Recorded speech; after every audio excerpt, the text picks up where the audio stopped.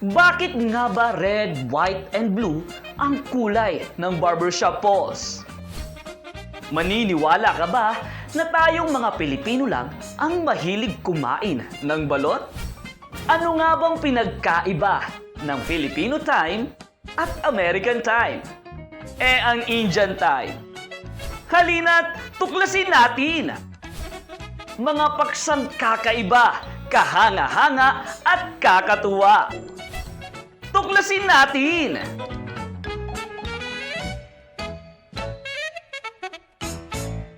Kamusta mga katuklas? Kanina pa ako nagbabasa ng ating mga tutuklasin sa araw na ito. At tiyak akong matutuwa kayo sa ating mga malalaman sa araw na ito. At syempre, dito lang yan sa nag-iisang programang tumutuklas ng mga bagay-bagay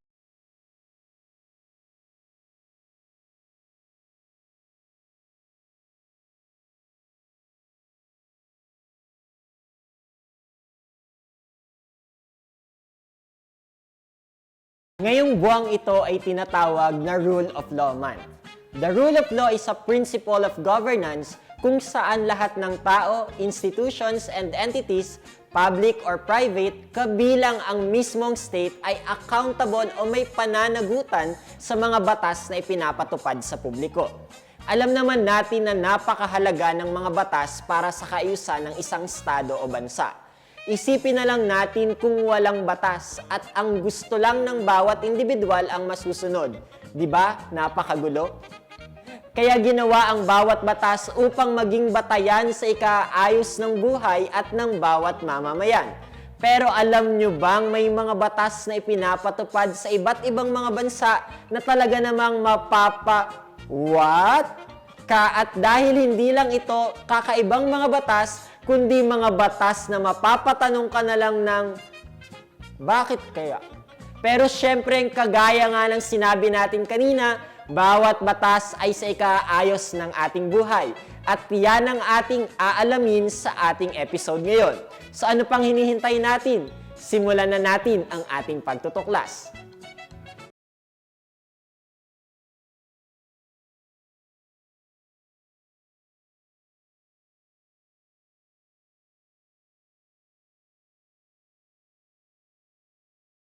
On our list, it's illegal to toss non-biodegradable plastic confetti in Mobile, Alabama.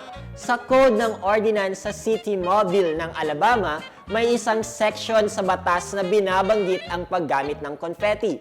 Nakalagay dito ay, it shall be unlawful and an offense against the city for any person to have in possession, keep, store, use, manufacture, sell, offer for sale, give away, or handle any non-biodegradable plastic-based confetti, separatin, or any substance or matter similar thereto within the city or within its police jurisdiction. Sa madaling salita, bawal ang mga confetti na gawa sa plastic or sa kahit anong materyales na hindi natutunaw. Well, good reason naman siguro to mga ka-life para na rin siguro to protect the environment. Alam nyo bang billboards are banned in Alaska, Maine, Vermont, and Hawaii? May 4 na estado sa United States ang ipinagbabawal ang paglalagay ng billboards. Yan ay ang Alaska, Maine, Vermont, at Hawaii. Ito ay para maiwasan na matakpan ang magagandang tanawin sa kanilang mga lugar. Kung maganda nga naman ang tanawin, ano pang hihilingin mo, di ba? Tara, punta tayo dito.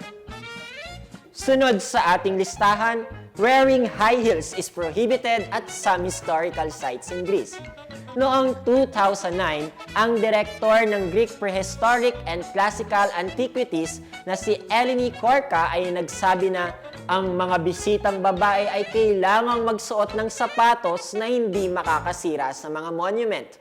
Because those monuments have a skin that suffers and people must realize that. Kaya upang maiwasan ang mga damages sa mga monuments, ay pinagbabawal na lang nila ang pagsusuot ng mga high heel shoes.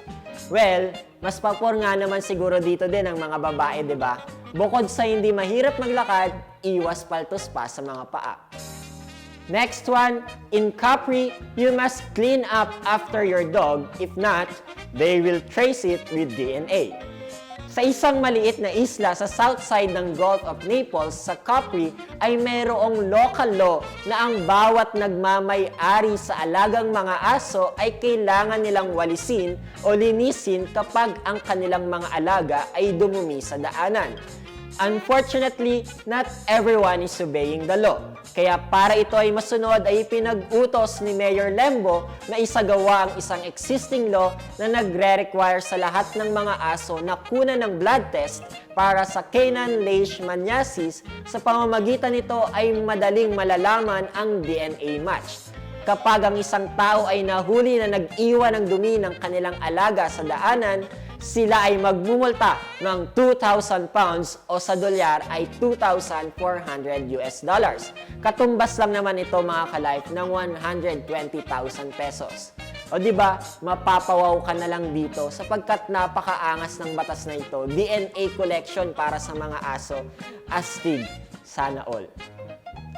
Another weird law that we want to discover this time is it is against the law to have a sleeping donkey in your bathtub. Sa state of Arizona, hanggang sa ngayon ay pinagbabawal na magpatulog ng isang donkey sa kanilang mga bathtub. The origin of the law is actually a funny story that apparently nobody wanted to repeat itself. Dahil noong 1924, isang donkey ang natagpuan sa isang bathtub na inabandona ng may-ari nito.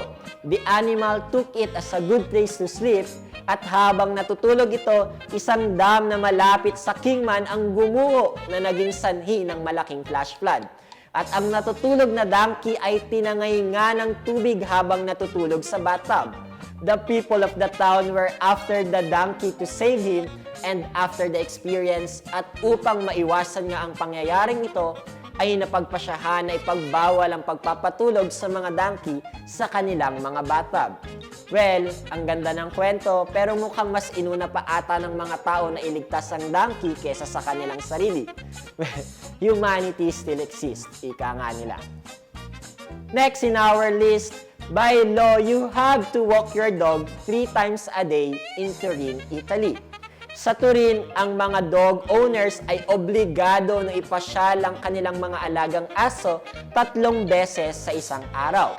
This rule was introduced in 2006, isang taon matapos ilabas ng Roma ang batas na nagsasabing ang mga dog owners ay dapat ipasyal ang kanilang mga alaga at least once a day. This is a way of fighting cruelty against animals. Ang multa sa mga hindi susunod ay aabot ng $600 or 30,000 pesos. Well, it's good for us to have this law. Exercise for the dogs and exercise for the owners too. Healthy living, mga ka-life. Did you know that it is illegal to wrestle a bear in South Africa? Sa South Africa ay may batas na ipinagbabawal ang makipag-wrestling sa isang bear, which is weird. Dahil sino nga namang tao ang gugustuhing makipag-wrestling sa isang bear? Maliban na lang kung wala sa katinuan, di ba? Well, hamunin mo na nga naman lahat, wag lang ang oso dahil very kado yun. Next in line, running out of fuel on Autobahn can lead to a fine. It is illegal to stop on the Autobahn in Germany without a serious reason as it is dangerous. Required sa mga drivers na tiyaking nasa maayos na kondisyon ng kanilang mga sasakyan at ang pagkaubos ng gasoline nito ay hindi sapat na dahilan para tumigil sa gitna ng daan. So it is seen as a violation of this requirement and negligence. Wow! Para sa mga drivers, kaya sa mga drivers natin dyan, siguraduhin maayos ang lahat bago bumiyahe. Well, sana ganito rin sa ating bansa na lahat ay required na ayusin muna bago magmaneho. Pero hindi natin may iwasan ang mga ibang pagkakataon na tayo'y masiraan sa daan. Alam nyo bang it's illegal to disrupt a wedding in Australia? Sa South Australia, if you purposely disturb a wedding, funeral, or any religious service, pwede kang pagmultahin ng $10,000 or kaya ay ikulong ng hanggang 2 taon. In the Summary Offenses Act 1953, it is stated, a person who intentionally obstructs or disturbs a religious service or a wedding or a funeral, whether secular or religious, ito ay ituturing na guilty offense. Well, mga ka-life, it is too offensive nga naman na istorbohin natin ang isang napaka-espesyal na araw. Kaya bawal po dito ang mga KJ sa South Australia. Next one, you cannot enter the British Parliament wearing armor. The statute forbidding bearing of armor or coming armed to Parliament Act of 1313 was enacted in 1313 during the reign of Edward II of England. Ang batas na ito ay pinapatupad pa rin hanggang sa ngayon, although wala pa namang napaparusahan o taong lumabag sa batas na ito. It states that in all parliaments, treatises, and other assemblies which should be made in the realm of England forever, that every man shall come without force and armor. Well, Britain is Britain. As respect for each other and for their safety na rin siguro sa loob ng plenaries, maganda nga naman itong batas na ito, di ba mga ka-life? Anong say nyo? Ilan pa lamang po yan sa ating mga tinutuklas sa araw na ito. Bigyan po muna natin ng daan ng ilang paalala at sa ating pagbabalik ay pagpapatuloy natin ang ating pagtutuklas. Tulad din ng katawan, kailangan ng ehersisyo ng isipan. Dahil kapag hindi praktisado, kinakalawang, bumabagal, hanggang sa hindi na mapakinabangan. Kaya manood sa tuklasin natin at alamin ang mga katuklas-tuklas na mga bagay na dapat mong malaman. Araw-araw tuwing alas 12:30 ng tanghali, dito lamang sa Life TV. Your Life, Your TV. Ang tigdas o measles ay isang nakahahawang sakit na dulot ng rubiola virus na nakukuha sa hangin. Ang mga sintomas nito ay pagkakaroon ng mataas na lagnat at pagkakaroon ng mga rashes sa buong katawan. At kung hindi ito maagapan, ay maaaring maging sanhi ng kamatayan. Upang makaiwas sa ganitong sakit, narito ang mga dapat gawin. Magpabakuna ng measles vaccine. Ang mga batang nasa 12 hanggang 15 buwan ay dapat mabakunahan. Kumain ng masusustansyang pagkain.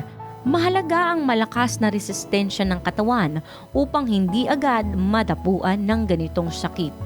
Kung ikaw ay maglalakbay sa ibang lugar, umiwas sa mga taong may ganitong sakit. Maaaring gumamit ng face mask upang huwag makalanghap ng virus. Palaging maghugas ng kamay, gumamit ng sabon sa paghuhugas o kaya naman maglagay ng hand sanitizer. Isang paalala mula dito sa Live TV. Your Life, Your TV.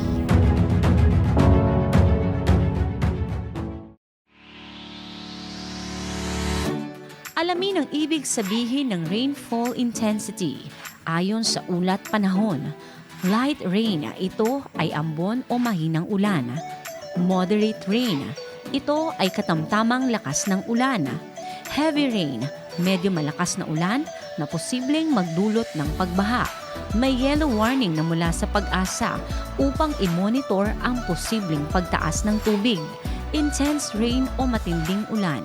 May orange warning galing sa Pag-asa upang maging alerto kung kailangang lumikas sa pagtaas ng baha.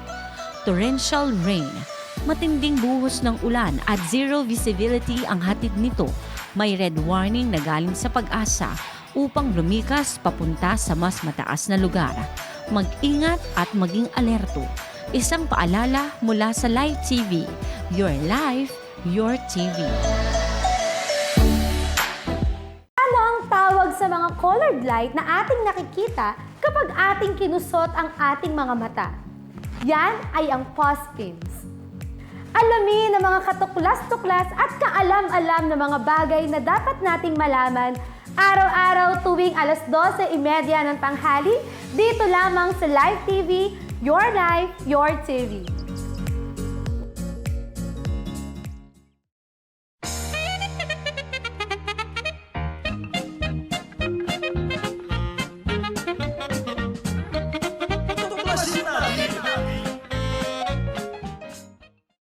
At nagbabalik nga po ang programang Tuklasin Natin. Ako pa rin po ang inyong nakakasama, Kuya MJ, at kanina ay nalaman nga natin ang ilan sa mga kakaibang batas na umiiral dito sa ating daigdig. Kagaya na lamang ng sapilitang pamamasyal kasama ang mga alagang aso, pagbabawal ng pagsusuot ng mga high heel shoes, at pakikipaglaban sa mga oso. At ngayon, sa ating pagpapatuloy ay narito pa ang ilan sa mga kakaibang mga batas. Did you know that in La Paz, Bolivia, married women can only drink 1 glass of wine in a bar or restaurant?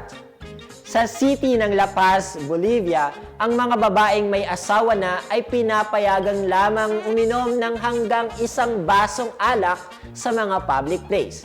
Ito ay para maiwasan na ang mga babae ay malasing at mag-flirt sa ibang lalaki na hindi nila asawa. Ito rin ay isang malaking ground ng divorce sa kanila kapag nahuli o nakita ng asawang lalaki na ang kanilang asawang babae ay umiinom ng alak in public. Well, sana lahat, di ba mga ka-life? At sana rin pati sa mga asawang lalaki, applicable tong batas na ito. Anong masasabi niyo mga ka-life? Sunod sa ating listahan, alam nyo bang ang Russia, Belarus, and Kazakhstan ban lace undergarments? In 2014, Russia, Belarus, and Kazakhstan introduced a regulation which requires clothing in contact with skin to contain at least 6% of cotton. Kahit ang mga underwear, kapag hindi ito sumampa sa requirement na ito, ay hindi pwedeng ibenta sa kahit anong tindahan. Kaya karamihan sa mga luxury items ay umaabot lamang ng less than 4% cotton, meaning that the regulation is practically banning it. Well, mga ka-life, I don't know how comfortable it is for them for not using cotton. Siguro maliit lang yung source nila ng cotton, kaya may ganong batas sila. Next in line, in public pools in France, men can wear only clinging swimming trunks. Sa France, ang pagsusuot ng swimming shorts ay pinagbabawal sa mga public swimming pools. Only skin-tight swimming trunks are allowed. Apparently, it has to do with the hygiene. Dahil kapag ang mga lalaki ay nagsuot ng baggy swim shorts, kagaya ng mga normal shorts, ay maaaring dumikit dito ang mga dust, dirt, at iba pang mga bagay na makakapagparumi sa mga swimming pools. Well, mga ka-life, it is reasonable that many other pool owners around the world has also this regulation for their pools. Para nga naman sa kalinisan at maging hygienic tayo, just follow the rules, di ba? Mag-e-enjoy pa rin naman tayo sa pagsiswimming. Sunod, mga ka-life, alam nyo bang drunk people in the UK can't be in charge of a cow?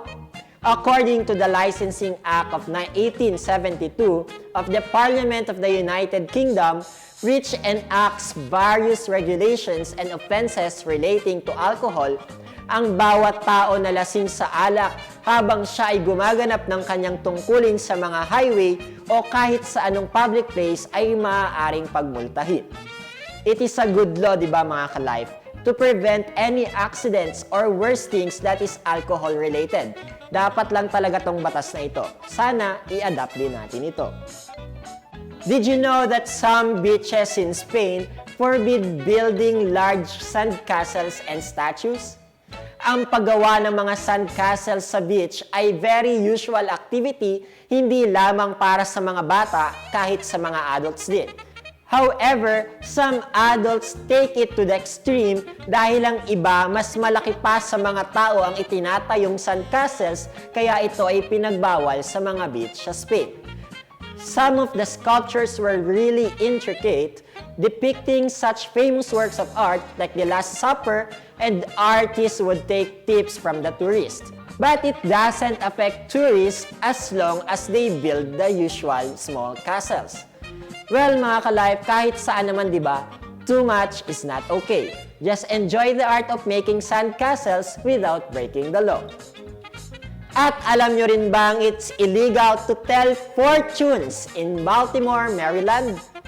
In the city of Baltimore, fortune telling for money is forbidden and is punishable with a fine or jail. Ito man ay sa pamamagitan ng cards, palm reading o kahit anong paraan ng panghuhula ay ituturing na krimen at maaaring magmulta ng $500 or subject to imprisonment for not more than a year. Wow, di pwede dito yung mga tao sa Quiapo, mga ka-life. At syempre, hindi rin pwede rito yung mga mahilig magpahula. Sunod sa ating listahan, it's illegal to flag down a taxi in England if you have the plague. Hindi ka maaaring mag-drive ng taxi o kahit anong public transportation kung ikaw ay mayroong kahit anong nakakahawang sakit, kagaya na lamang ng cholera, relapsing fever, smallpox, or typhus. The law is contained in the Public Health Control of Disease Act of 1985. Public Health Acts date back to the mid-19th century, bagamat ang batas na ito ay matagal na, ay wala pa rin namang napapatawa ng parusa ukol dito dahil madalang naman ang lumalabag dito. Napakaganda ng batas na ito, mga ka-life. At para iwas nga hawa ng sakit, mas mabuti na rin siguro magpagaling muna, di ba? Lalo na sa panahon natin ngayon, kalat ang mga karamdaman. Next in line, you could be fined if you caught eating and drinking near churches and public buildings in Florence. Noong 2018, sa city ng Florence ay pinabanned ang pagtambay at pagkain sa mga lugar na malapit sa mga historic center kahit pa ito ay sa mga sidewalks, roadways o sa mga doorsteps ng mga shops at houses. Sa bawat lalabag sa batas na ito ay magmumulta ng £500 or $610. Ito ay upang maiwasan ang pagkakalat at pagkakaroon ng sobrang dami ng mga tao sa mga historical center. Well, due respect nga naman sa mga historical at holy places, di ba? The cleaner it is, the better it looks. Kahit mga matatanda na ang lugar dahil napipreserve ang mga historical value nito. Ito pa, mga ka-life. Alam nyo bang it's illegal to sell and import chewing gums in Singapore? Chewing gum was banned in Singapore in 1992, but currently it is not illegal to chew it, just to import it and sell it. Dahil noong 2004 ay binago nila ang batas na ito at pinayagan na makapagbenta o makabili sa mga therapeutic, dental at nicotine chewing gum mula sa mga doktor or registered pharmacist. Ang batas na ito ay isinagawa dahil sa pagdami ng mga vandalisms, idinidikit nila sa mga pintuan ng mga MRT na nagiging dahilan upang magkaroon ng problem sa function ng mga pintuan ng MRT. Although they were rare incidents, they were difficult to fix it and was almost impossible to catch who did it. Kaya upang maiwasan ito ay pinagbawal na lang nila ang pagnguya ng bubble gum. Mga ka-life, kung ikaw ang tatanungin, pabor ba kayo dito? Siguro ang mga mahilig mag-chewing gum ay hindi. Pero kung naranasan mo nang makaupo ng chewing gum sa mga public places, well, makaka-relate ka rin siguro sa batas na ito. At siguro mga ka-life, for the weirdest of all law na matatakal natin ngayon, it's illegal for your chicken to cross the road in Georgia. Sa United States, sa bayan ng Kitman, Georgia, ang mga manok at iba pang domestic bird owners ay kinakailangan na ang kanilang mga alagang hayop ay malayo sa mga kalsada o sa mga public places. In Chapter 8 of the city's Code of Ordinance, it is stated, "It shall be unlawful for any person owning or controlling chickens, ducks, geese, or any other domestic fowls to allow the same to run at large upon the streets or alleys of the city or to be upon the premises of any other person without the consent of such other person." Ang weird, di ba mga ka-life? Parang ang hirap dito tumira. Siguro pag mas pinili mong tumira dito, better na wag kang mag-alaga ng mga hayop sapagkat di natin alam kung kailan sila makakawala at pumunta sa iba't ibang mga lugar. Mahirap na dahil nga hindi natin alam kung saan sila makakarating. And yes, mga ka-life, ilan pa lamang po yan sa mga kakaibang batas na ipinapatupad sa iba't ibang panig ng mundo. Gusto man nating ipagpatuloy pa, ngunit kulang na ang ating oras at kailangan na nating magpaalam. Hanggang sa susunod po na ating pagtuklas, ako po ang inyong nakasama sa araw na ito, Kuya MJ, at ito po ang ating programang Tuklasin Natin.